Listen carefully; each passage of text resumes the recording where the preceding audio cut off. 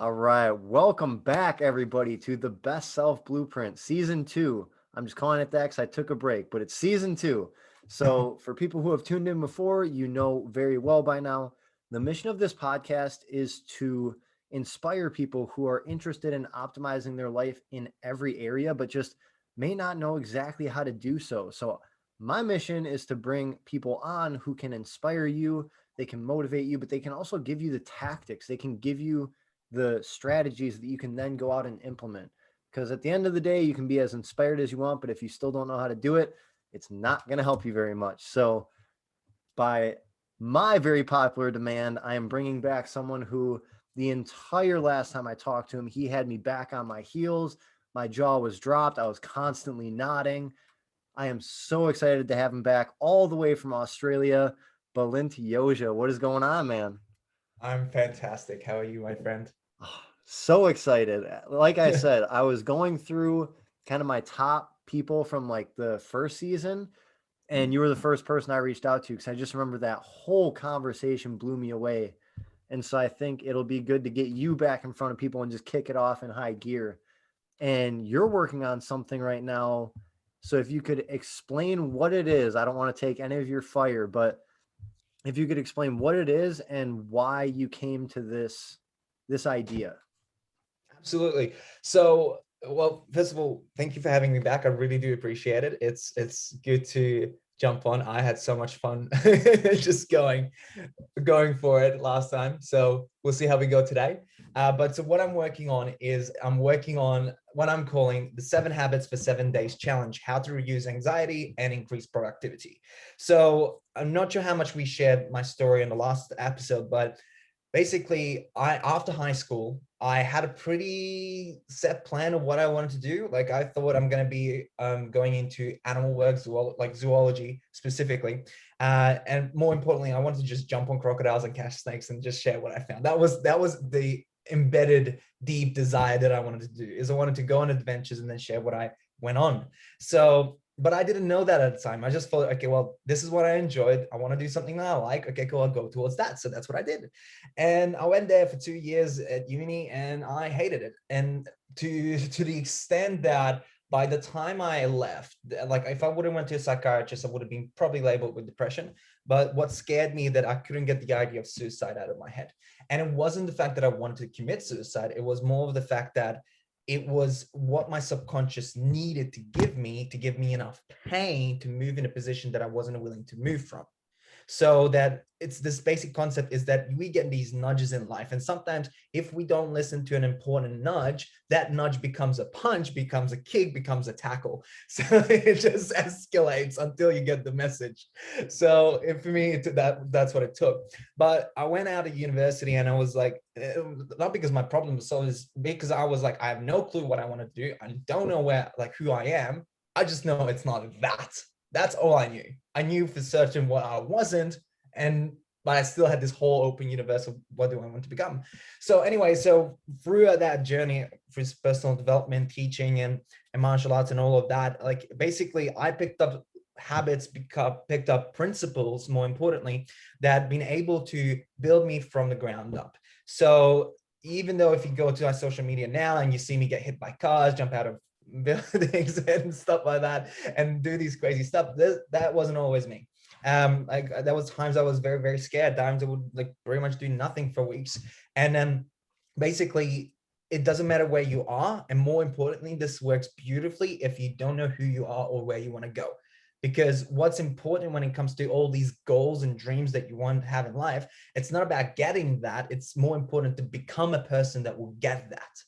So if you focus on you and then you provide the value into the universe, into other people, into the marketplace, then you're able to attract other things that are out there. And sometimes, and right now, like I do things and I get these opportunities that I didn't even think of, but I'm like, I'll take it. It's good. But it became from the person I needed to become in that shape. So it's the 7 habits for 7 days. So what we're going to do is, this is a closed Facebook group. I thought that's going to be just structurally the easiest. And for the 7 days itself, it's going to be very short. I'm going to try to keep it 15-minute lives. So where we do these 7 habits with me, I'm going to be there. because I'm probably gonna do it in the morning. I might even do it in my pajamas if it's funny enough. I will see. But basically, we get to do it together. But more importantly, I'll show you guys the principles that underline it, so you can actually then build it into your life for yourself. So this is gonna be a free challenge for anyone who's interested. And yeah, I'm pretty freaking excited because I'm able to kind of package what I was able to do subconsciously and actually see what people are able to do with that. And this is not rocket science. This, you don't have to set yourself on fire like I do, but you can go towards that direction if you really want to, but you don't have to. So it's basically very, very general, but I get it's very simple, it's very gentle, but very powerful if you apply it. And we get to do it together. Because the problem when it comes to anything is, Bob Proctor says it best, is that knowing and doing are poles apart. You might know someone that goes, I know, for everything that you say. They're so annoying, so annoying, but they don't do anything. They don't get anywhere because they say, I know, I know. So it's not about knowing, are you applying it? So that's what we're going to get to do, is we're going to apply these principles, apply these habits, and then from them, I'm going to give you ideas so they can actually nurture into how you want your garden. How I want my garden is different. How you want your garden is going to be, there's going to be a differentiation there. So yeah. real quick, run people through that proverb you told me, because that is really powerful. You're talking about the garden. I think now is a good time to explain about what happens when you have weeds in your garden, and I'll let you take it from there. Yeah. So the problem is, like, if you do not plant roses, you forever pull weeds out of your garden. So we got 24 hours. You need each and every one of us. Like Oprah has it, like I have it, you have it, Trevor. Like everyone has the same one. But how we feel that 24 hours is very, very important. Another way DeMartini says this is that if you don't fill your life or day with challenges that inspire you, it gets filled with challenges that do not. So we can never avoid challenges. We can never avoid problems. We can never avoid challenges is a good word to kind of put everything together. Is that what we can choose what we feel our day with? We can choose the challenges we tackle. So I have a friend of a friend, I heard, is that he is someone that's trying to be ultra spiritual and have no plans. And his day gets filled with the weirdest thing. It's like my neighbor's cousin's car broke down and I had to go out and fix it. Like it's like the most craziest thing come in, because if you leave a space open, that space will be filled. So that goes back to a different law, the vacuum law of prosperity, is that if you want something, but there's like, okay, so if I want to put something where my table is, I can't put that down until my table is gone. Now, if I don't choose what I want to put there instead, then random shit will fill it. So same thing when it comes to your life. In your life, in this case, in this metaphor, is your garden. So if you don't fill the garden up with roses that you want, it will be filled up with weeds. And then you can pull out all those weeds, but as soon as you pull out everything, that's a beautiful patch of dirt. And then you walk away, guess what? That will be filled with more weeds. So you need to plant in things in its place, so then the good stuff can be there. So the idea with this challenge as well, because anxiety at the very base of it is uncertainty meeting disorder. And basically it's this, because you don't know what's going to happen and there's disorder everywhere. So if you're able to put in order and focus on what you can control, anxiety usually comes down.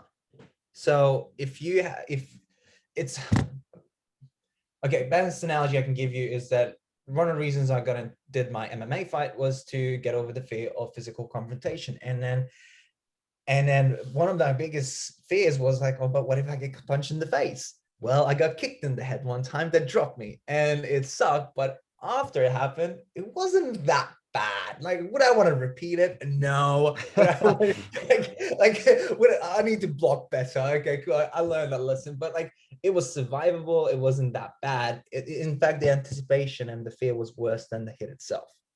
So same thing when it comes to that. So what we're doing is that we're starting very small, very gently to fill everything up.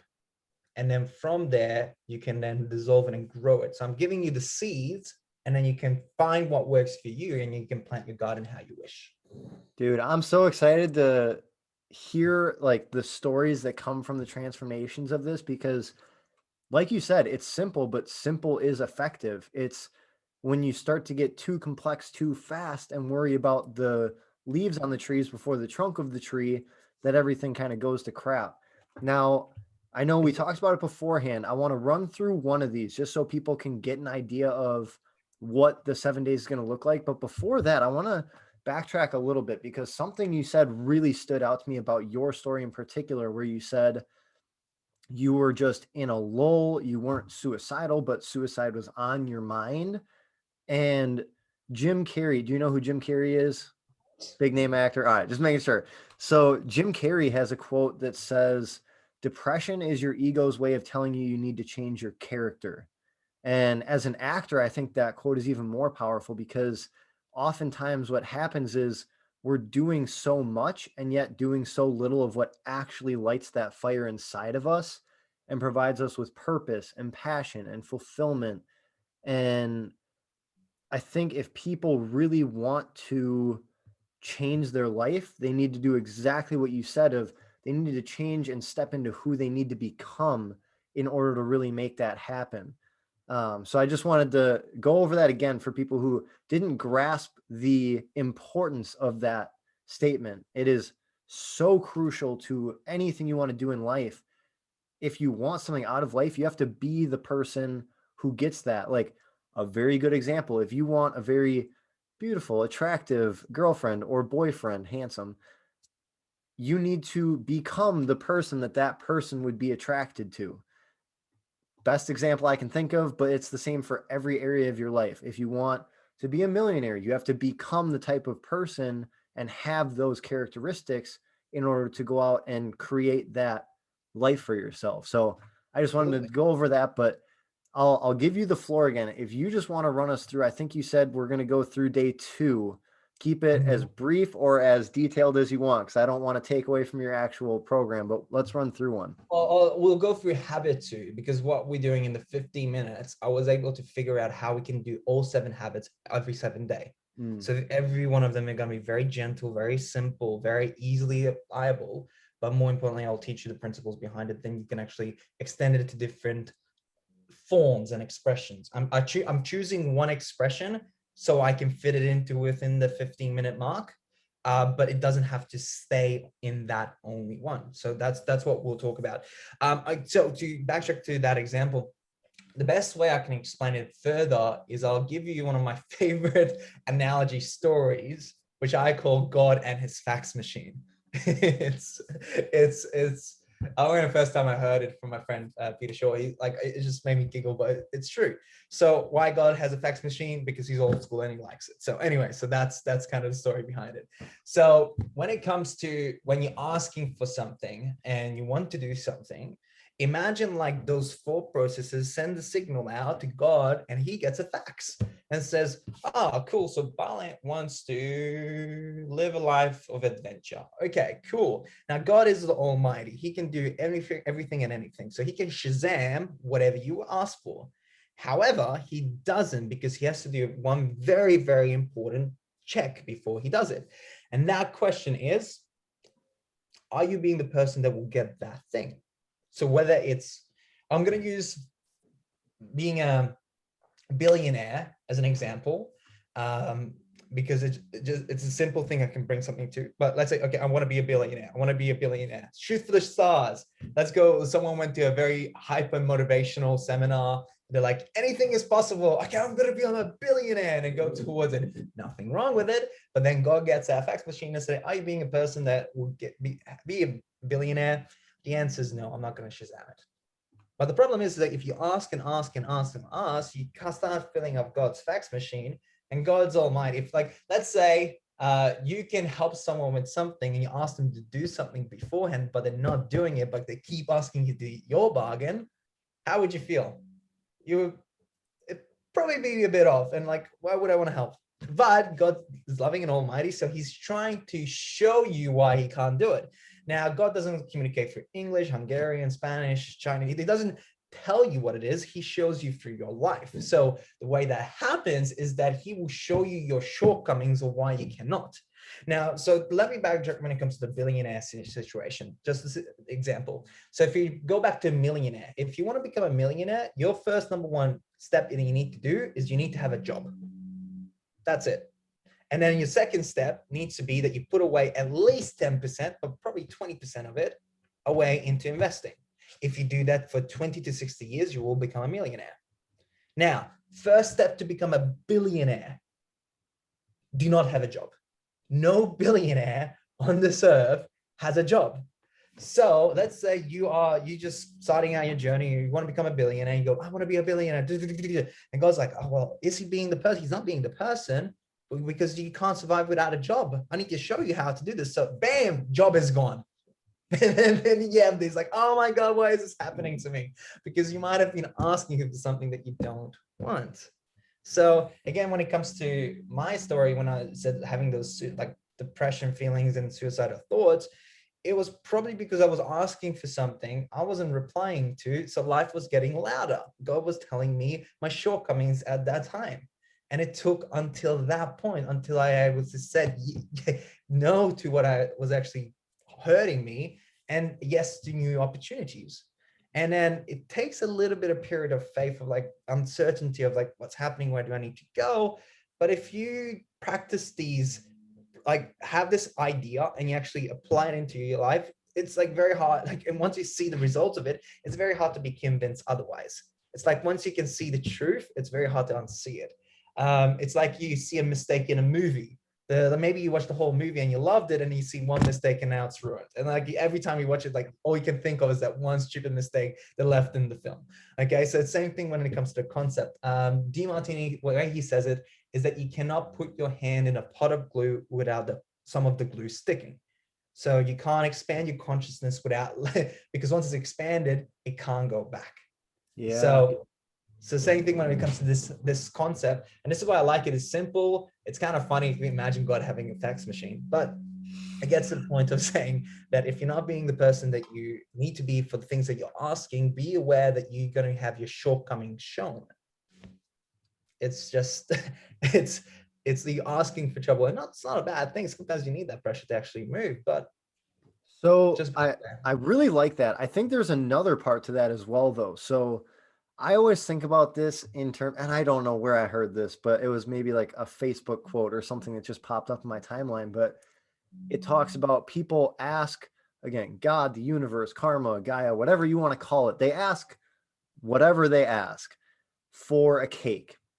And then life provides them the cake batter, the eggs, the milk, the bowl, the oven. And then they start freaking out and asking, why don't I have a cake? But really, all you have to do sometimes is look back and connect the dots and understand you're being given everything you need to make the cake, but you have to see it. And I think that's oftentimes where like hindsight just kicks you in the tush, because all of a sudden now you're, looking back and you're regretful and resentful and all these things. And then someone points out, well, what about that opportunity? Well, what about that person? Well, what about that thing? And all of a sudden, once you connect the dots, you realize you got everything you asked for. It just wasn't in the way that you were picturing in your head. And so you didn't notice it. So I think there's something to be said about when you ask for these things, you need to be open-minded enough to see them in ways that you're not expecting. Exactly, which perfectly leads us into habit number 2, awareness, which is going to be one of the things that we talk about. Is that why don't we see these opportunities? Well, because we are either too stuck in our ways or thinking of a certain outcome. We are not aware of our surroundings, and oftentimes emotions can be a big contributor for that. Like high positive emotions and low negative emotions. It doesn't matter which one. Either one of them is going to help. It's going to be distracting. So I'm not, can't ask you guys live who's listening, but you probably know someone that did something done while they were intoxicated. Let's just say. Like once after they've done it, like, oh God, what happened? But if you just go back and think about it, like who has also done something very, very dumb where they were very, very elated, maybe in love too much, maybe too excited, too happy? Who has also done something very dumb when they were too depressed, too upset, too fearful, and after they do it, then once they come back to their senses, it's anyway. So the point is that if all of these emotions are intoxicating as much as alcohol, so that to be aware, you need to be more grounded and balanced as much as possible. So inspiration, centeredness, gratitude, grace, all of these emotions are very central. Everything else usually is either positive or negative. So the more you can actually be in that position, the more you can see the opportunities, but then also take advantage of the opportunities. So the habit number 2, and basically one, the principle is awareness. Yeah, you need to be aware, but the form that I'm going to be going through in the challenge itself is a technique that I learned from a guy named John Assaraf. He was in The Secret. He's a brain researcher, so you know him. Also some Joe. But yeah, he's really cool, and his technique is called Take 6 Calm the Circuits. That's the name of it. It's a 60-second breathing technique, and to kind of give you guys a little idea, is that when I was jumping off the tower from 13 meters, which is about 40 feet, 40 feet. This is the, and I'm not big on heights. Like that was the biggest thing that scared me throughout the whole 2-week course while I was doing my stunt preparation for my initial stunt preparation, the 2-week course, and I was scared. I was like holding on to the middle pole, just closing my eyes, like thinking, and I was doing this breathing technique. So in 60 seconds, I was able to make sure that my fear and anxiety didn't go through the roofs. I was able to stay centered, and I was able to focus in the end of mine. So I wasn't focusing what could go wrong. I was able to kind of calm that down and focus on what could go right and how I actually wanted to happen. So I was able to actually channel myself and actually guide myself where I need to go and not let my fear of heights get in the way. So it was very, very powerful. Yes, I was able to jump off from 40 feet. Yes, I was able to land safely. It looked freaking awesome in video. And now I'm able to actually do it more and more. So it's a 60-second. I use it all the time. But it's not just for when it comes to fear comes up, is that if you're hyper emotional, either way, or you need to just be grounded and just think about something that you, or just relax. So one of the examples, even let's say you have a bad habit of eating too much sweets. How about when you get the urge to eat, you do this breathing technique and focus and just relax. So this is how we're going to do it so this is a little bit of explanation. It's a bit longer, but this is how we're going to do it. And this is how we're going to do it in a challenge as well. It's one of the things that we'll do. It's going to take 60 seconds, maybe 90 seconds, because we're going to do a little bit of visualization afterwards. Okay. So it's basically this. It is 5 seconds in, 5 seconds out. So inhale, exhale. Now the inhale is through your nose, and the exhale is going to be this circle out, like you're breathing out through a straw. So what we actually doing when it comes to the brain side, we're actually helping ourselves to go from the emotional side of our brain, the limbic brain, into our prefrontal cortex, which is our thinking brain, our most evolved brain. This is where we're able to see opportunities. So we're not allowing our emotions to hijack us and put us in a limbic brain where we do stupid things. We're able to stay up there and actually see and be aware of opportunities. So that's what it is. Now, once we do that, so it's going to be 60 seconds. So 5 seconds in, 5 seconds out for 6 times. That's why it takes 6 calm circuits. Now, once we do that, then the acronym that you need to remember is AIA, A-I-A. So first one is awareness. What are you feeling right now? That's just not judging, not maybe putting a label on it, not running a story, just being observant of what's happening within you. Okay, it's like a cloud. You're not trying to hold on to the cloud. It's futile and frustrating and causes pain. You let the cloud float away. So you just let it come and let it go. Whatever comes up, that's okay. Intention. Then your intention is, what is your intention with that? Like, where do you want to go? Okay, now in this, because I'm going to put this in within a 15-minute in the morning kind of thing. You can just literally do in the morning or midday or whatever. Intention could be, where do you want to go to your day? What is something that you will be powerful in your day? What's one intention? Not millions of intention. Too many opportunities breeds anxiety. If you focus on the things smaller, what's one intention? You want to be more present in your day. We want to be more centered. Want to be there's one task you've been putting off for the last 6 weeks and you want to at least get started on it. Okay, so just small little intention, right? So once you got that, then there's action. So that's the last A. Action is you're going to do one very small step towards it. Now, it doesn't have to be big. It can be you write it in your notes, you set a reminder in your phone when you want to do it. You send one email. Okay, if you are doing this while you're opening the fridge and trying to get a Kit Kat that you shouldn't have, maybe your action is to close the fridge and walk away. That's your action. Okay, so it has to be very specific and it's small. It doesn't have to be big. You're not solving the issue. You're just stepping in the right direction. That's all we're doing. Okay, so Trevor, are you ready? We're gonna do this together. I'm ready. Okay, cool. So I'm gonna count. Okay, now one little note here. If you, for whatever reason, can't do the 5 seconds, that's okay. Maybe you're not able to breathe that slow. Maybe you're not able to breathe that deep. Start with what you have and just try to keep that interval regular. If it's 2 seconds, 3 seconds, 4 seconds, just try to keep it. It's not about forcing your breath. It's about just balancing it out, having this same cycle. Okay, so if you can't do the 5 seconds in whatever case, don't, just do what you can, but try to keep it consistent. Okay, we're gonna do 5 seconds here. So relax, shoulders down, sit back. So 5 seconds in through the nose. Okay, ready? And out.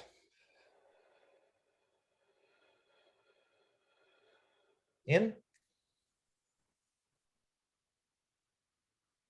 Out.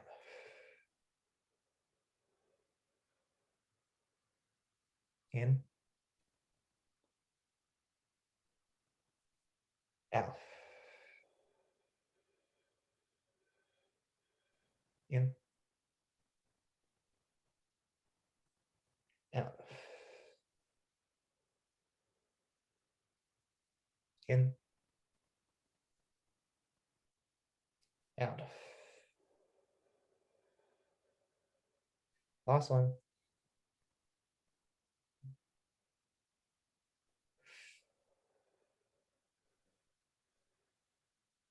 And relax. Let your breathing return to normal and just be aware. How are you feeling in your body? What's happening? What thoughts are coming to you? Not trying to make anything out of it. Just let it float. Just be aware.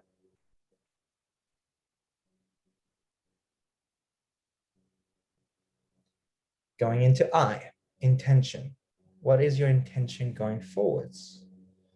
Is it to have more gratitude in your day? Maybe you recognize what you already have instead of what you have not. Is it to be more present in what you're doing? Whatever that is, it's right for you. And it doesn't have to be perfect. You can do this as many times, as many days you want to do it. Just one intention for today. Ask A, what's one small action that you can do towards this? It doesn't have to be perfect and it doesn't have to be solved. It's just helping you get to where you're going, point you where you're going, and just taking one very small step.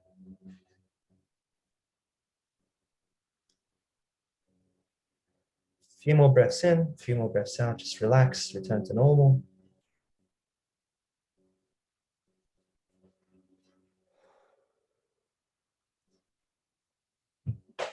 We're back.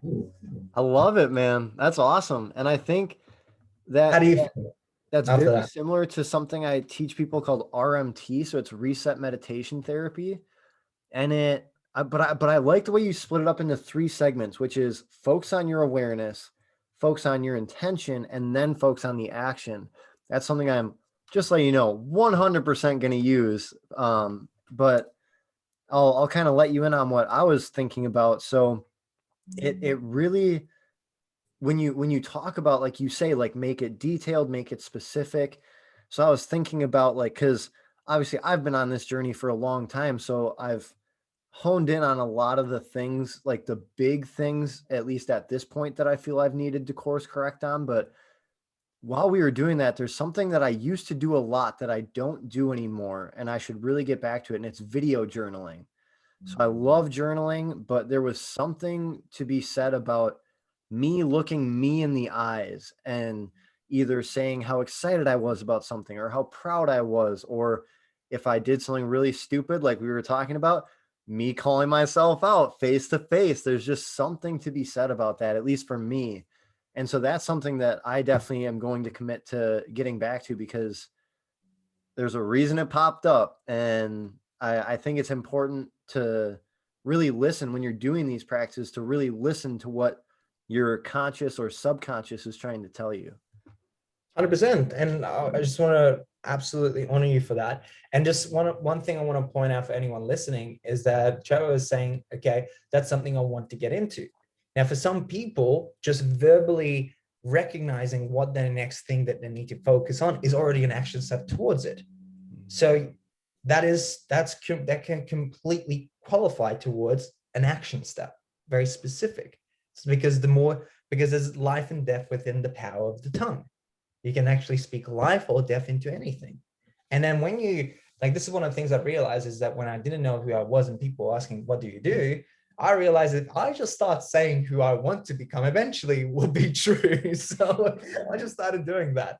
So it's like, what people ask, what do you do? I'm a stuntman. Like technically I'm still working towards that journey, but that's something there. Like when I just became, and before I became an instructor, I would start saying, well, I teach martial arts, because technically it was true. Now I wasn't teaching actually the public. I was practicing teaching other people, my other instructor friends, but technically I'm still teaching. So you're not trying to lie, you're actually speaking life into your future. So anyway, just wanted to point that out, that can absolutely be a step, is that you verbally recognizing where you need to go, whether it's accountability, saying it on a podcast that people are going to actually say, hey dude, I actually doing your video journaling now, you actually on the hook. Have people, anyone watching this, I will do it. So if you ask, I will pull up my phone and show you my video journal. But so one thing I wanted to dive into about that is what you're talking about with like the power of just stating something over and over and over and drilling it into your mind. So this is something I'll let people in on my past a little bit. So there was a while, so me and a buddy of mine started up a painting company. We did that for a summer. Then I continued with it the next summer. It was my first real like entrepreneurial endeavor. And that's where I got really into being my own boss, being in control of like creative power, and just being able to handle the content of what we're doing and lead and serve. I just found something amazing with that. But I knew it wasn't with painting. Nothing against anyone who likes painting. That wasn't for me by any means. And so I realized I wanted to do it through health and fitness. And so I took a job at Planet Fitness. So again, nothing wrong with Planet Fitness, but at the time I called it the McDonald's of the fitness industry, where it was just a very, like, it was a 24-hour place. I got the lowest job there. And all of my friends were looking at me like, what are you doing? Now, in my head, I had already mapped out my 4-phase plan, if you will, to becoming my own boss in the health and fitness industry. And so I got that first job. Everyone was like, what the heck are you doing? So I worked my way all the way up to running that gym. So I was in a pretty good spot. I was getting offers from corporate.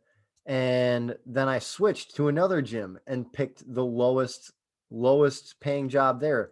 And again, people are like, what are you doing? Like, this makes no sense. And I think it's important to state, and so I won't go into the whole detail of everything, but my perspective was foot in the door method, learn everything I can at every position in one place, and then do that in multiple places so I can really see the fitness industry for everything that it is. And then once I had that expertise, then go into getting the certifications, getting the experience, getting the knowledge, and then really coming to the table with a high quality service. But my reason for saying this is when you determine what the next step is for you and you know that it's the right next step, your conviction needs to be greater than what other people's opinions of it is.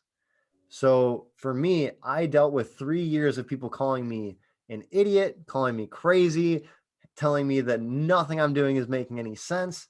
And now I am 100% fulfilled with what I'm doing. I feel so grateful to be able to serve people in the way that I do every single day, at the level that I do every single day. And it's because of kind of just eating that dirt for 3 years and having that conviction. So once you do these practices that Balint is put a lot of time and effort into researching and figuring out, understand that there's a reason these are so powerful when implemented. He talks about implementation. It's crucial that you really listen and take action on these things. So I just wanted to fill in that blank. 100%, man. Like, and what you said was absolutely true and very, very, very, very smart. Like, I'll share one story that I heard. So I talk about John DeMartini a lot because, again, I learned a lot from him. And he has worked with everyone from the average Joe to Hugh Jackman to multi-billionaires, even lives, or I know for sure he lived, I'm not sure if he's there because of COVID now, on a cruise ship called The World, which was like multi-millionaires and billionaires playground. It was a cruise ship, you get on and they go anywhere and everywhere. And it's basically you have to have a certain level of wealth to even be on it. So anyway, he had the story of a son got him to for a one-on-one consult. And what happened is that this son's father was a billionaire and he ran a big company. And the father, I think, pretty much said, here's 100 million or a billion or something like that. Never talk to me again. So it's like, get out of my life. And then basically what the son wanted to know is that how can I take over my father's company? And basically that's what he wanted to consult for. It's basically a tax strategy, how to do it. And, and John's like, he set him down. He's like, okay, cool. So what we can do is you want to go in and give the $1 billion back to him.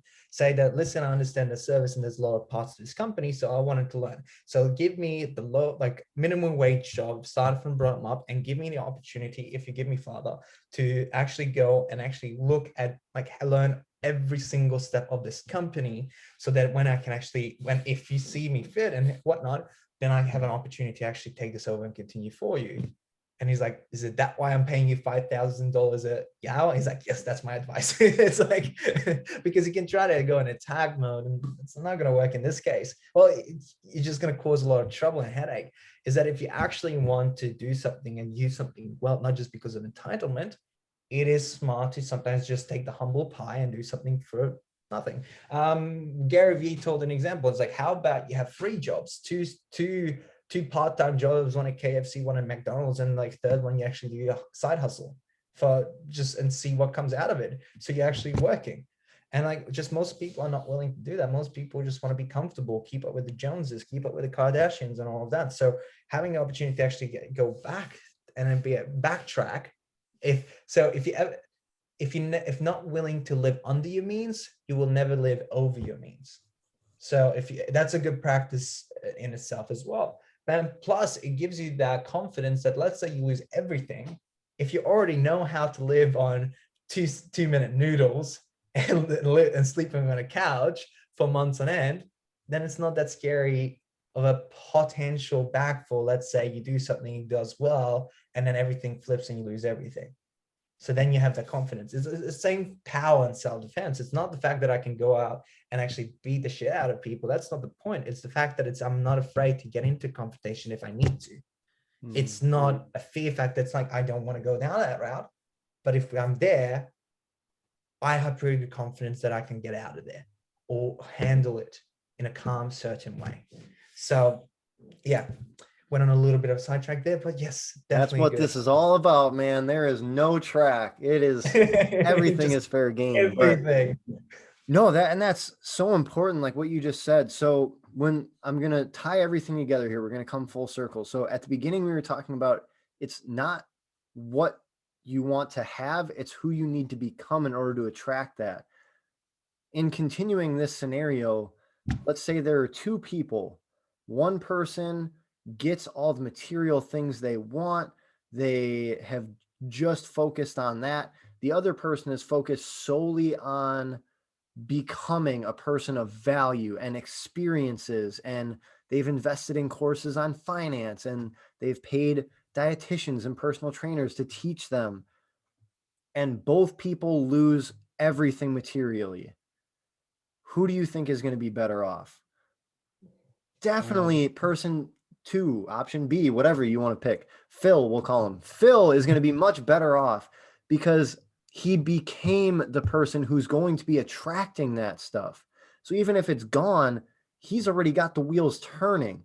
He's got that momentum. He's got the experience. He's got the knowledge. And because he became that person, I'm guessing he's someone with a lot of connections because people are drawn to people of value. It's just an inherent thing that comes with it. And so, in pursuit of, I mean, you know what? I'm not against it. You want to buy like an Audi R8, buy an Audi R8. You want a mansion, get the mansion. That they're parts of life. They're fun. I'm not going to say anything against it, but your priority should always be who you're becoming and who you're continuing to become. So another part of it is I try not to judge, but I do laugh a lot when people expect a finish line with self-development. There is no finish line until you check out of this life or who you are as a person. And you should never hang up your shackles on yesterday's accomplishments. It's okay to celebrate. I totally believe in that, but it's about continuous progress and a continuous pursuit of living in who you are as your best self, not just getting to that person, saying hello briefly, and then, hanging it up. Absolutely. It's go when people trying to find something like a goal and do something as quick as they possibly can in a way, the problem with that is that you might choose things that are incongruent to you, that are not in line with who you are or how you function. So I'm going to bag on a little bit of cryptocurrency, not because I'm against it, is because all I'm seeing is that a lot of people are going in because they think it's a glorified lottery ticket. This is my way to the future. So my rule for investing, and I got this from Tim Ferriss, is that I should invest in quality of life, not in pursuit of money. So meaning if I lose my hair, if I lose my sleep, if I lose my workout, if I lose my relationship because I'm trying to make money, overall, I think that's not a good, wise option for me. Okay, now it might be a wise option for someone else and they don't get all those things, but if I get that thing from something else, then yes, for sure. And I feel like right now is like, if I would jump into cryptocurrency with a big sum of my like nest egg, then we as humans, and I'm no different, I will start focusing how much is that making me instead of it setting it and forgetting it. For the long term. Like if you're more of a trader type of personality, and then you got a cushion underneath and base behind you, I don't think it's fantastic. Why not? Like if that's your excitement. Like again, like not everyone wants to like get hit by a car for just for filming purposes, but I love it. It's like it sounds crazy, but I love it. So I can't judge if like you love to speculate and actually find out what markets or trade different currencies or find the next best thing. Is that what you want to do? Fantastic. But I don't just get hit by a car just out of like with nothing. There's basic training that I need to do. I take care of my nutrition. I want to make sure that I got a good health cover, a private health insurance for that. So it's like there's other things in case something goes wrong with the thing that I enjoy, there's something to fall back on. So absolutely. And then to actually bring everything back and also just kind of give you guys a reasoning why I'm doing the 7 habits, 7-day challenge is there's this saying that I build my habits so my habits can build me. They are something that will compound you over time. So that if you do the right actions, like again, like you're in the fitness world, Trevor, like you know for sure that if someone works out and eats well, they will get healthy and fit. The thing is, you don't know how long that will take. They just have to do it enough times, enough consistency, but they will eventually get there. So that's the problem. That's why you need to have faith. And it's like, I'm not trying to push any kind of religious ideas onto anyone. In fact, I like to learn from all religions. I think all of them at the core pretty much talk about the same thing, and just maybe in a different language term, is that one of the beauties about the religion that brings to the table for humanity is faith. That if you have faith, if you do the right things to get there, that's one of the cardinal pillars to success, is that you need to be able to see the invisible and then do it, and hopefully it becomes possible. And sometimes so if you do it long enough and do the right actions and you got right, if you've done your research for the proper way and you know for sure, eventually things will clear out and you get there. But yeah, so it's very important, especially you might not know what you want. You might just have this idea of fancy cars, relationships, travel and whatnot. And that's what you want to do. Again, not judging that. It's like, okay, cool, that's what you want to do, but who do you need to become to get there? Do you be able to actually, okay, if you want a fancy house, what do you need for a fancy house? Well, you need someone who has a fancy house. So you need a good connection. But then you have to understand, if someone has a fancy house, why would they want to keep you around? Well, but you have to give some kind of value to it. So what kind of value can you give to a fancy person? Well, you can sell your body. That's one thing, and happen over time. You can be very, very funny and entertaining. That can be one way. I'm not judging all of these. I'm just giving you examples. Okay, so that's how you can backtrack and think about it. Okay, so if I can be a person of value to a person that has something that I want, that's one way to get it. If you can be a value to the marketplace, so then actually bring you enough income to get that house, then that's another way to do it. But there's not one way. But in either way, both of those cases, you're looking at somewhat similar kind of things. But at the end of the day, you have to be courageous in both of them. You have to be an action taker of some sort. So either one of those to get there. So automatically finding commonalities. And these are traits that you can focus on. So if you see a situation, okay, so what would a value service giving action taking person do in this scenario in my life? You get the answer and just do that. And you do that long enough, eventually something will pop. Yeah. But that's the backtrack of it. So that's why I'm doing this, is that we're building these small habits, first of all, to actually fill up your day with things that inspire you and things that actually give you value, but then also then help you kind of turn you into the person then actually able to attract these things into life. But more importantly is that when they show up, then you can take the right actions. Yeah. Because you might have had this chance, like maybe there's a pretty girl that walks in front of you, a pretty guy that walks in front of you, but you were just not ready. So that opportunity just literally walk past by you. So if you're not ready, when the opportunity shows, that's kind of bad. When you're ready, when there's no opportunity, that's bad. You need to be ready with the opportunity in mind, but you need to prepare. Absolutely. Man, we could go down this rabbit hole all day, though. I feel like. So I kind of want to wrap it up with this concept. So we went over a lot of stuff, but I think at the basis of it, remembering the AIA, so awareness, intention, and action, that's not just for like one basic change. That's for life. So the awareness is your perception. You need to shift your perception, shift your focus, so that you're illuminating what you want to illuminate. So I want to set this analogy for people. Oftentimes, if TV is how you are viewing your life out of your eyeballs, most people are thinking that you just turn on the TV and whatever channel is on, that's what you got to watch while you're awake. You are in control. You can change the channel. You do not have to watch MTV Cribs if you want to watch ESPN. You can switch it with that awareness of the fact that you can shift your perception. That's where the intention comes in. Once you're aware of the fact that you can change the channel, now you have to set the intention of, okay, what channel do I want to watch? Do I want to watch a channel that's about gratitude? Do I want to watch a channel that's about productivity? Do I want to watch a channel that's about generosity? Do I want to watch a channel about just being present? You pick the channel, you set the intention, and then it's on you to take action. So I just wanted to wrap it up with that. It might not get there in the first day or this first week or the first month or the first year. And that's fine. But if you do the right action for long enough, eventually you'll get where you want to go. The thing is that you just need to do it long enough. And it's different for every person in every situation. Yes, absolutely. So that is the overarching concept of this show.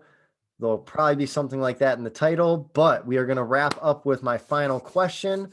I'm pretty sure I asked you this in season 1, so I'm going to have to go back and see if it's the same answer. But what right now for you is the next step in becoming your best self? For me, it's actually taking my coaching to a bigger audience. So yes, stunts is developing and it's great, but also the fact of that, like, for me to find a way that I can actually package it in a way that's easier for people to digest. Because one thing that's a danger for anyone that has a lot of information is that we can waterboard people until death. but that's going to be too steep too quick and they're going to drown. So it's making sure that I'm packaging everything in a way. So courses, I got some ideas for some books in the future, and it's making, so that's for me, my best self and my next journey is that I'm continuing my stunts, I'm continuing my martial arts. That's not changing. And in fact, that's great marketing for me to say, hey, look at me, I'm jumping off. Oh, by the way, here's a life lesson. So that's works fantastic for me. But for me, for the next step is making sure that I package it so people can actually find this information in an easy, digestible way. So then you can actually plant it. Because I'm not, and I don't like to call it coaching, because I don't feel I'm much of a coach.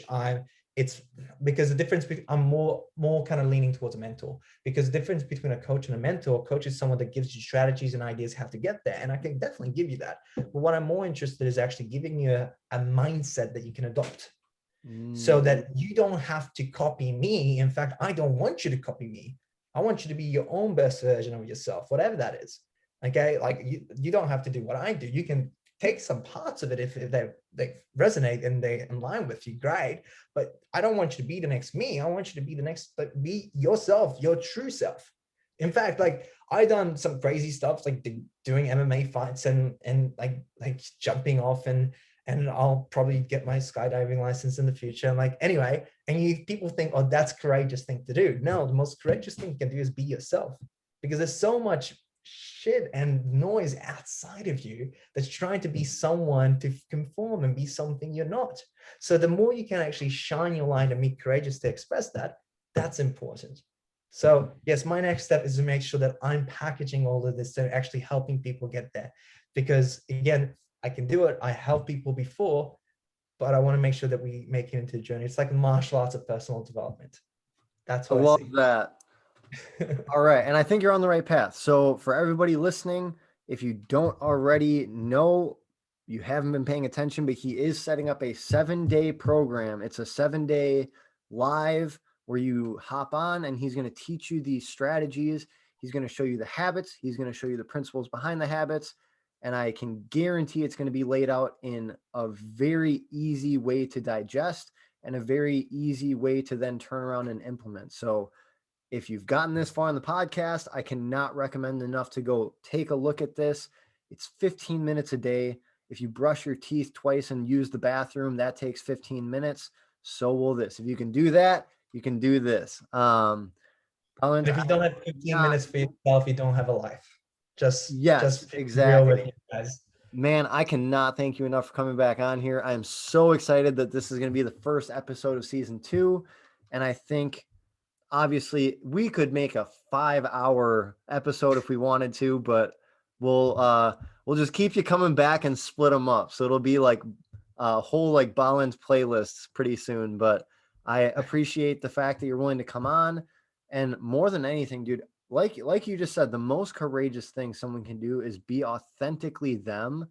And you set such a good example of that with how you live your life, how you treat other people, and just the example that you set for your friends, your family, yes, but humanity in general. So I'm so appreciative of it, and I know other people are as well. I appreciate you, man. It's definitely going to be a fun journey for sure. So guys, if you want to join me for this one, if you on Facebook, if you search 7 habits for 7 days challenge, it should pop up, but I'll give you the link, Trevor, as well, so you can share it around. And it's, even though we're doing the first round either this coming Monday or the one after, but it looks of it, this might be something that we'll do every month.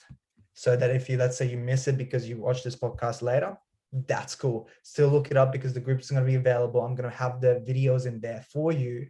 I'm going to unit them for you. So even if there's not one happening or we're not going to repeat it, you can actually do it on your own account too. So the information is there. Everything is there for you. And I said, it's completely free. So if you look it up, join in. We'll love to have you there. All right. And so we're recording this on, for me, May 13th, for you, May 14th. When does this challenge start? So I'm tossing up between this coming Monday, which is what's 15, 16, 17, or the one after that, which would be the 24th. So either one of those dates. It haven't been locked in yet, but that's what we're looking towards. So this will likely release first thing Monday morning. So if you're seeing this, even if you're seeing this on Tuesday or Wednesday, still jump in. You will still get a lot out of it. Because And once again, Facebook's live, stay in the group. It's gonna still be there. Some of my friends are international in the US or Middle East or Asia that are jumping on like in the group already. That's the beauty of it. It's like you can repeat it and you can watch it, like set the time for you when you need it. the best way I can put this, and I'm going to look straight into the camera, you are doing yourself a disservice if you don't take the 15 minutes to learn this, because this is like I talked about the tree. Everyone tries to get all super complex right away and worry about the beautiful leaves. But if your trunk of your tree isn't there, there is nothing for the leaves to sit on. So this 7-day challenge is going to build you a strong base, a strong trunk, and allow you to grow your tree from there. So, man, I can't thank you enough for everybody watching. As always, please like, share, comment, do whatever else you're allowed to do on YouTube. Anything that gets this in front of people. We want to inspire and help guide as many people as we can who are looking to help themselves and take the hour out of their day to listen. These people are very well studied that I bring on. They are very intelligent and they are very generous with their time. So please make this worth it for them. Share with other people. And until next time, keep striving for your best self.